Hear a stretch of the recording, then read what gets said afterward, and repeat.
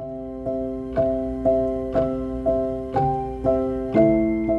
William Allen Morris. I was born in Coral Gables at Doctors Hospital in 1952. So I've lived in Coral Gables all my life. This is my home. My mother and father originally moved from Atlanta to Coral Gables. I had very good memories of my years growing up and going to David Fairchild Elementary School and Ponce de Leon Junior High School. I remember how beautiful it was as a child being in Coral Gables, walking to school in the morning and smelling the orange blossoms as I cut across the golf course in people's backyards to go to David Fairchild School in the morning.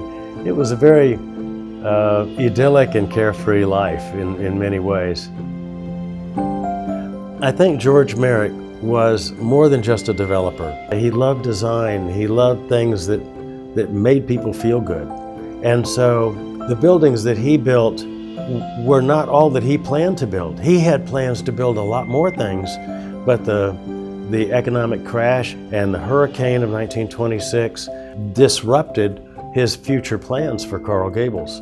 And so I wanted to design and build a building. I had this vision. I wanted to do something as a tribute to George Merrick and his vision for Coral Gables.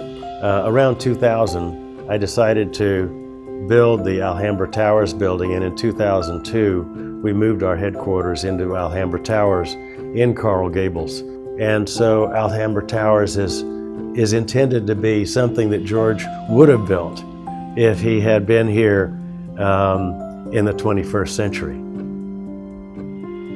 Well, in 2008 we celebrated our 50th anniversary for the Allen Morris Company.